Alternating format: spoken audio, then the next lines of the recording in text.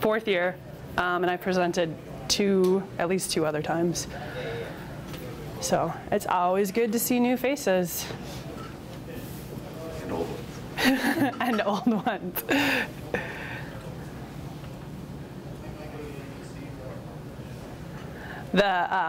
So last year, I think it was last year, it was like 80 degrees out, and it was this sort of like, I want to be outside, but I really want to stay at MinneBar, but I really want to be outside. And it was one of those weeks where like the weather was super, super awful the entire week. So, but I was really impressed. People really stayed through and stayed the whole day, and it shows a lot about how awesome MinneBar actually is.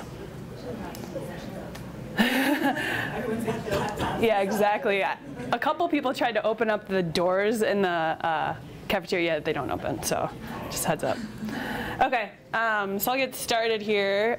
For those of you who don't know me, I'm Liz Tupper. I work at Clockwork Active Media Systems in Northeast. I'm a project manager for them. I focus on mobile app development as well as website development. I've worked in interactive for 13 plus years. I also owned a video game startup for a while, and I'm managing director of a conference in the Twin Cities called She's Geeky. You can follow me on the Twitters at eTupper, and today's hashtag is MinneBar. So I want to talk a little bit about Apple app rejection. How many people in here are app developers? Cool. How many people have Apple devices, iPads, iPhones? All right, awesome. Has anyone here had an app rejected from the App Store? Cool, okay. We might actually have some people share stories. You don't need to give like company specifics, but we'll have some time at the end for some Q&A. And I believe lunch is right after this too, so stop thinking about lunch, but lunch will be after this. So I want to talk a little bit about the history of Apple and the App Store. So the App Store launched in July 2008. It wasn't the first App Store to exist, and the iPhone wasn't the first device that you could have apps on it. But it was the first store where you could actually install apps and use apps very easily. And in the first month, they had 1 million downloads a day. So it shows how powerful the App Store was. Prior to December of 2009, if you'd either get an email saying, hey, your app was accepted or your app was rejected, and there'd be no information. So about 1.5 years later, they finally started giving you more detailed information around your app. So I can only imagine how frustrating it was probably that first 1.5 years to get your app rejected and not know why. Another sort of interesting tidbit of information, so back in July 2009, it would be weeks and sometimes months before you would even find out if your app got approved or rejected. Today, it's kind of more around 7 days, and that's been pretty consistent over the last couple months. Back in September 2009, App Store actually published their review guidelines. These are very important. They tend to be this evergreen document. Get to know them the best that you can. They're gonna come in handy, and they should sort of be your Bible as you're developing apps.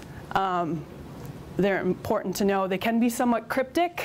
So I have a tendency when I work on projects where if we think there's a potential risk and we don't know for sure, we call it out at the front with the client and say, we don't know, but there could be a potential risk as it relates to this specific guideline.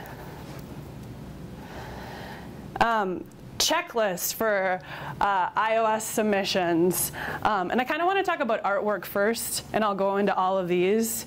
I've seen a lot of projects scramble because they're like, we want to get this out the door, we got to get the submission done, and they go through all these checkpoints, and then they leave the artwork to last, and then they're scrambling to find, do we have the correct assets? or where are the assets, and mistakes get made pulling even an older version or not the correct type of file type, or they forget the retinas. So I would say make sure you get all your screenshots and your icons first before you even start filling out the form. It'll save you a lot of pain. Application name. So this is 255 characters. Do not include another company's trademark or copyright information in your application name. I would also avoid calling your application like Angry Bird Z. It's not gonna work. So try, describe what your app actually, the correct name without including that other information. Application description. This is 4,000 characters, plain text. This is where you have the opportunity to describe to your users as well as to the reviewer what your application's about. You can add, bullets in there, and I would recommend headlines as you break out your information and be as detailed as possible. But don't use keywords in there. You'll have a section to put keywords for app search later in the submission form. Categories, be very choiceful about picking the correct category, because if you don't, you can miss out on an opportunity to reach the correct sort of target audience. So think through that and be choiceful. Application URL, you're going to want a website for your application. It doesn't have to be super fancy. It can be a one-pager, but make sure that that's included. And then a support URL with contact information. So email, phone number, how users can get in touch. EULA, so most people are like, what the heck does that mean? So it's an end user license agreement. Apple has a default. Most of you are familiar with what these documents are. They're all those sort of user agreements that most of us, myself included, scroll through, click accept, and move on to the next thing. That's a EULA. So Apple has a default. Lots of companies like to work with law firms to create their own custom EULA. Copyright, so you want to include your copyright information, the date. SKU number, this is a unique number, but you want it to be unique across just your apps. Make sure that you're including that. Ratings, something recently changed with ratings and how they're displayed in the App Store. So if you go to the store now, they actually pulled ratings up, and it's now in the description. But making sure that you're rating to the correct audience. And what's interesting is we've seen this recently with a lot of food companies cannot create apps for anyone under the age of 13. So they have to have a 13+ rating on them. So know where you have to list your ratings. Keywords. This is your opportunity to describe your app. Please do not include any of your competitors' names and keywords, so just names that you think people will search for. And then, like I mentioned, artwork. Making sure that you have all the screenshot sizes, including retina displays as well, your icons, and then once you click submit, cross your fingers, get on your knees and pray whatever works for you, and hope that your app will get accepted. But if it doesn't, you get rejected. This has happened to me. It actually can happen to a lot of people. It's fairly common. Some people say it's a badge of honor. I don't know how I necessarily feel about that. I think the one sort of benefit to getting rejected is not to get rejected for that specific thing the next time. So there's some learnings there. It kind of feels like high school all over again, but that's okay. Let's talk a little bit about rejection as a definition. So this is from the dictionary. It's reject, it's a verb. To refuse to have, take, recognize, etc. To reject the offer of a better job, you can to refuse to grant, to refuse to accept, or you ain't getting in the App Store. So that's the first, and that's actually pulled from the dictionary there. So it's sort of the new updated feature. Webster or Merriam? It's actually in both now. Oh. So there's a lot of reasons why your app can get rejected, and but let's talk a little bit about how we can handle rejection first. So, everyone can get rejected. it's okay. I mean, whether it's an app, you're asking someone out, a Facebook friend request, it happens to all of us. You need to allow yourself to feel bad. So whether it's going home and listening to Sarah McLachlan or going out to the bar, it's okay. I wouldn't recommend like spending all day at the bar, but a drink or two, it's okay. But then you need to get over it, because understand that your feelings of sorrow are just self-delusions, right? Don't try to avoid the rejection. It's not something that you just need to learn to live with, right? Because you can repeal or appeal. You can try to fix what's wrong with your app, but keep in mind it's not personal. Apple probably still loves you. They don't think your app is stupid. And if they do, there's always Android. So there's other options. But you can try again, and you can try again, and you can try again, because the funny thing about Apple is stalking is kind of cool as long as you keep fixing your app to their degree. So you can keep trying again. They also have an expedite process. So if it was rejected and you do a quick fix, sometimes when you resubmit, you can see if you can get things in quicker. Keep in mind that when you are resubmitting, there's also this time delay. It could be that 5 or 10 day window. It could cost you additional development time, QA time, and it might have to push back a product launch date. So just keep all of those things in mind when it comes to Apple. I want to talk about some notable rejections. So here's one, Obama trampoline. This one looked kind of fun, but I can see why it was rejected. So what it was is this was set in the White House. There were 18 different politicians, including Mr. President, where you could have them jump up and down on a trampoline. Apple rejected this because they really don't want to get involved in any sort of defamation cases, especially when they involve the President of the United States, even if it looks kind of fun, right? Like, it'd be kind of fun to jump on a trampoline in the Oval Office, but no, it's not in the App Store. The Baby Shaker app. No, I can't think of anything funny to say about this. It's quite sad, but it was in the App Store and got pulled out because of complaints, but the whole point of the app was to shake it until the baby on the screen died, and thankfully and obviously it got pulled out of the App Store. The I Am Rich app. It was essentially a glorified screensaver. So it was $999. 8 people actually downloaded it before it got pulled from the App Store. And what it did was it was just a screensaver and this little gem, this nice little gem here that cost $999, glowed, and then underneath it said, I am rich, so, or I am a douche, right? But this got pulled out of the App Store for obvious reasons. Did those 8 people get to keep the app? I guess if they wanted to, they could.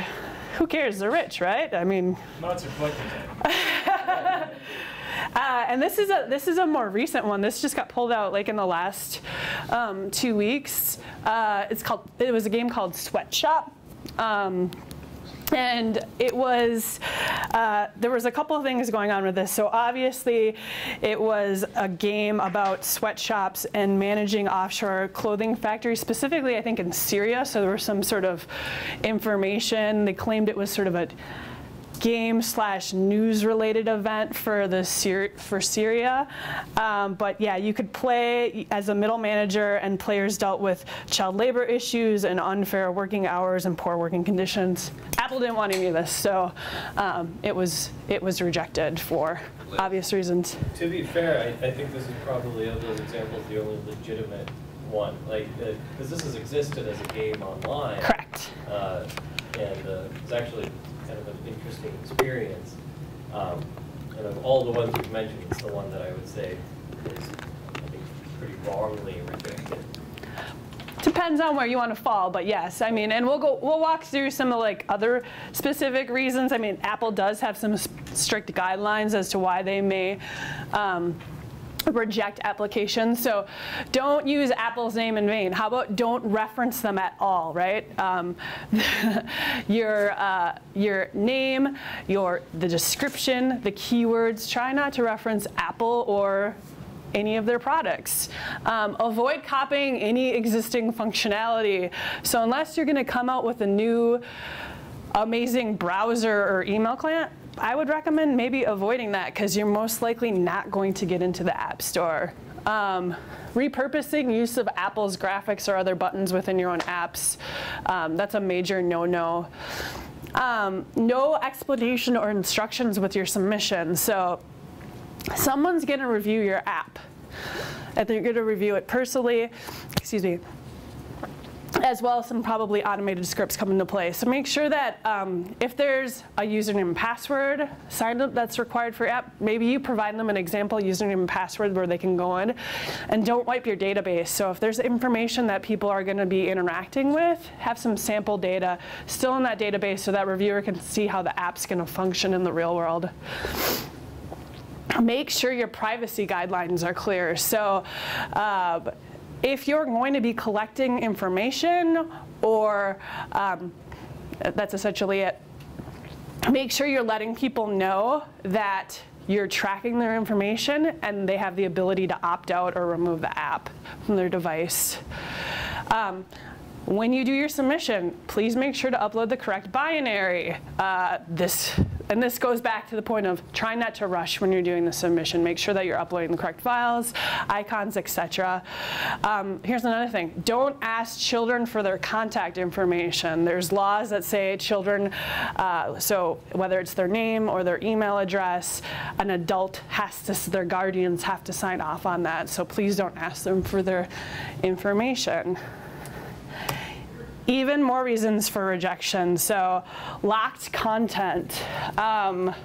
This is kind of a tricky one, and I don't necessarily know the right answer, but you're not fully able to provide unlockable content. So the App Store doesn't want money to not go to the App Store, essentially, right? So if you have in-app things that can be unlocked other than by gameplay or doing certain activities within that app, it needs to be an Apple in-app purchase. It's not something where you can go out in the world and distribute things that then a user can come back to the device and unlock. No private clubs. So if you play at a country club where there's 200 members, you're not going to have an app in the App Store for those 200 members. Don't use private APIs if it isn't in the iPhone SDK documentation. You can't use it. Avoid making the platform look bad, right? Have a good user interface. Try not to make it look bad. And make sure that it has functionality too. I know early on Apple was cracking down because everyone was like, oh, we can just make a flashlight app and just have it be a flashlight app and put some branding on it. Yeah, there's enough flashlight apps out there, so have it be something new that doesn't already exist and make it look good. No porn. You know, Playboy has an app. They don't have any nudity in their app, so Apple really cracks down and doesn't allow certain things in the store. Don't use the word beta, preview, or version numbers below 1.0 for obvious reasons. They want a go-to-market app in the store. Network reachability. Make sure that if the user they need an internet connection and they lose it, that you tell them they've lost their connection so they can do something about it. Avoid offensive language, and then long load times. So if it takes 15 seconds or more for your app to load, it's not going to get past the reviewer, and it's not going to make it past the App Store. Now, like I mentioned, it's an individual who's reviewing these, and so yes, I think there's exceptions to these. Some of these slip through the cracks. It's interesting if you notice another app's doing something that maybe you got rejected for, and you do your appeal, there's actually language in there that says, oh, and please don't point out other apps that you know are doing the thing that you're doing, because this is the reason why we rejected your app and this is not acceptable. So keep that in mind. Yes, I think there's probably reviewers who are looking at apps saying, oh my God, this is really cool, or not paying 100% attention or busy and let things slip through that. Yes, that can happen. Steven? How do you get apps like Netflix in with that no locked content rule? You know what? I think there's probably certain names in the industry that have big clout and just big pull with Apple, and they probably make some exceptions. And or it's possible that those apps got in before those particular guidelines were put into place too, and might be grandfathered in for certain things as well. Liz, yeah. Do you have any examples on which side of the lock content would pass, which would not? I don't. And I wish I knew the answer to that. Yeah. Those examples you showed earlier, were those ones then that had been originally approved by the App Store and then they were reviewed poorly, so then Apple cut them? Is that how that works? So the Obama trampoline and the Sweatshop never made it to the store. Okay. The other two, the Baby Shaker and the I'm Rich app, had been in the store and then were pulled out at a later date. Okay, so they had been approved, but then because of complaints or what have you, yep, they got pulled out. Does anyone else have any examples that they want to share of apps that they've had rejected?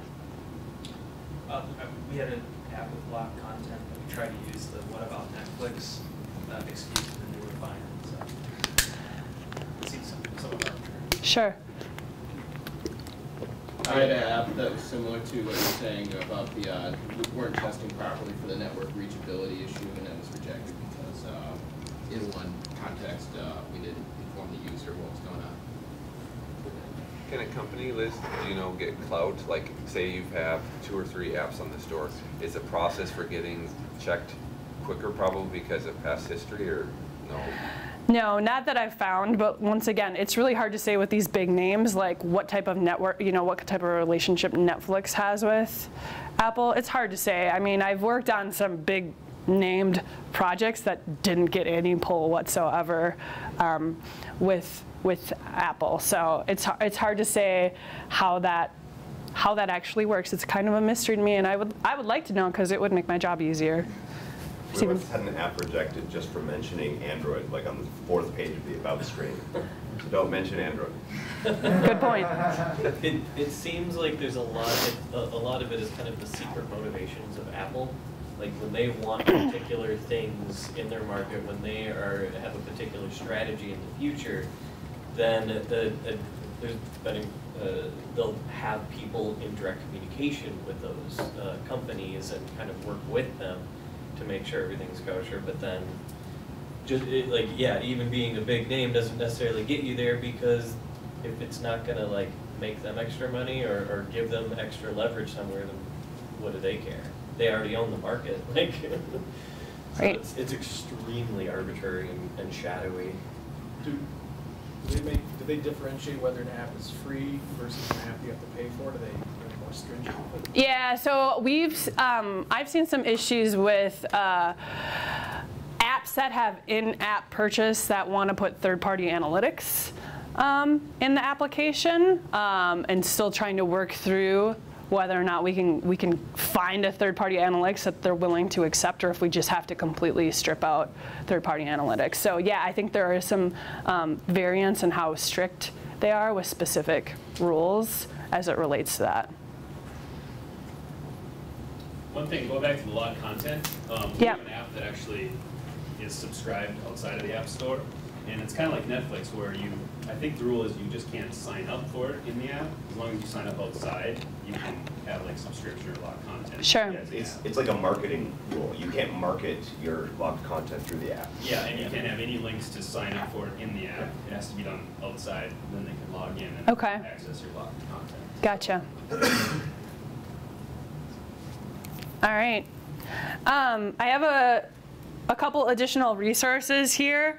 The App Store review guidelines, and I'm going to post this stuff to SlideShare so everyone will have access to my slides. I mentioned these early on, get to know these guidelines to the best that you can. And like I mentioned, if you're working on a project, if you feel that there's a potential risk with anything, I strongly encourage like calling that out up front. It's, and the situations where I've had an app rejected, we were able to sort of foresee that there were going to be problems with some of these things, and it saved us from losing money, right? It went back to the point where we called out this risk. We, in fact, did get rejected, but we did fulfill our obligation and we called out this risk so that we didn't need to eat the cost for making the fixes. That company then ended up paying more money to resolve the issue and take a different direction. I also found this really great sort of detailed iOS submission checklist. It's got like 200 items on it. I'd recommend taking a look at this too. It's pretty helpful. Are there any other questions at all from you? Yeah. When you said they reject or duplicate functionality, but like a lot of the games, there's a lot of stickman games, there's a lot of poker games, they're not by the same company. Right. I think if you are unique enough and they haven't had like an oversaturation, right, in the store where it's a super popular app and you're, you know, it's like a mere copy. A great example is like the flashlight apps, right? You really can't change functionality too much from a flashlight app to a flashlight app. But if the gameplay is unique enough or the graphics are unique enough where it might attract a different sort of target audience, you'll be okay. Any other questions? All right, so to recap, be thoughtful as you fill out your submission. It's okay. If you're rejected, you can try again, and good luck. And you can reach me, Twitter or LinkedIn. All right, thanks everyone.